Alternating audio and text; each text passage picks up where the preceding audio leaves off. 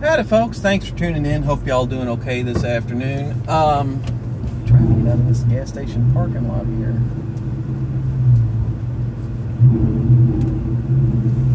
So anyway, what's on my mind today is I had to go to the pharmacy to pick up a prescription for one of my kids. Thankfully it wasn't anything serious, no COVID, no flu, no strep. Just kind of an upper respiratory deal. She's got a runny nose pretty bad, and she's been coughing up a little bit.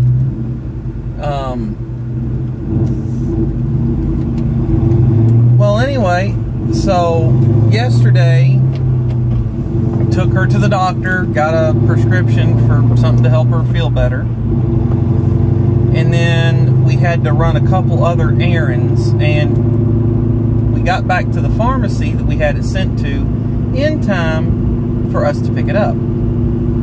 Closed early due to staffing issues. You know, okay, I get it. Everybody's hiring right now. There's a great shuffle going on in the workplaces and whatnot. So, get done. So basically we couldn't pick up the medicine yesterday because of the way that we had to do things. Pardon me. Today, I'm like, you know what? I need to run over to pick that medicine up from the pharmacy. Jump in the car, go over there. Drive-thru's closed. Well, that's a little weird, but probably just, you know, running just inside just due to manpower issues. You know, they're having those issues. Okay, fine, I'll go in there. An hour and 25 minutes I stood in line to pick up medicine at a Kroger pharmacy. Likely due to manpower issues. Now, I've said all this before, and I will say it again in this video. COVID's a real thing. People have been sick and died from COVID. People have had long-lasting side effects of COVID. No disputing that. I don't know if all of the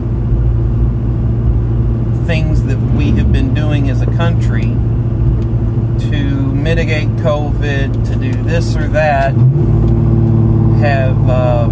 are worth a hill of beans when you tally up all of the other consequences of it.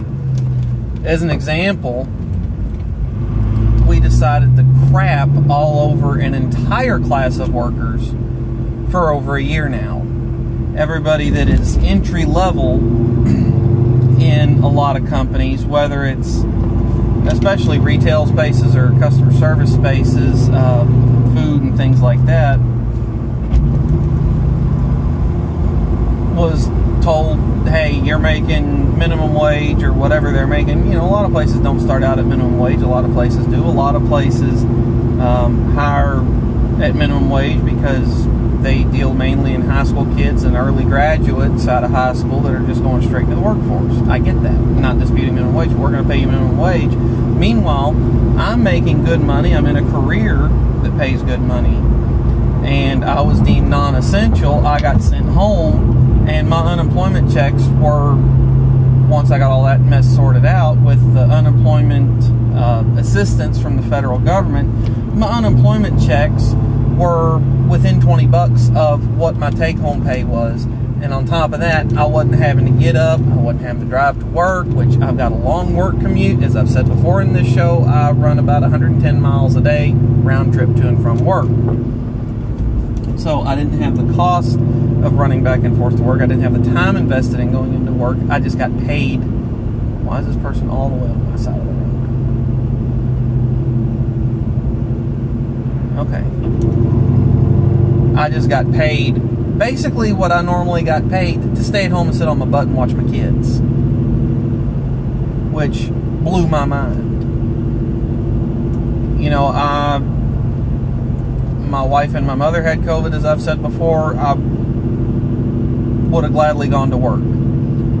I don't think that the masks are being particularly effective unless you're wearing the KN95s or the N95 masks, which I've seen maybe a dozen people wear them, the entire pandemic, medical staff aside. And according to best estimates, this is according to CDC's own data, they reduced the spread of COVID by 20 to 30%. 70% of the people that caught COVID said that they wore a mask. Now, whether they were doing it properly, I don't know. Whether they were using cloth or disposable masks or whatever, I couldn't tell you. I just know those numbers. I think that we have definitely done a lot more long-lasting harm than we have any sort of good. I fully expect that the virus will go away within the next 8 months. My opinion could be wrong. Could be another variant that keeps reinfecting people. See the Omicron variant that's coming up. But I don't think that we'll see the levels of hospitalization and death that we have, especially due to the fact that there's therapeutics coming on the market soon, and we've gotten better at treating it. I just think that we're over here slowly losing our minds trying to grapple with all we've done in the face of COVID and seeing less than the results that we would want to see from... Good grief, run me right off the road, why don't you? See less than the results that we want to see from our best efforts. And I think we're just slowly driving ourselves crazy, and I don't blame any of the essential workers for quitting their jobs or for demanding time off or raises or anything like that. If I were an essential, I would have, on whatever day off I had, I would have found the jobs that were opening where they had fired or laid people off. I would have got a job when they opened back up. I would have moved right on up the working man's ladder, so to speak, and gone from, you know, making $8 to $10 an hour flipping burgers to $20 an hour or $15 an hour doing anything else, where people left that job when they got laid off, got fired, quit because of the pandemic due to them having health concerns with their family or whatever. I would have moved on up. And so you're definitely seeing a huge vacancy at the bottom rungs of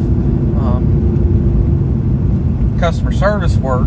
All that said, being a pharmacy tech is not a bad job. I don't understand why they're having manpower issues. The CARES Act is over.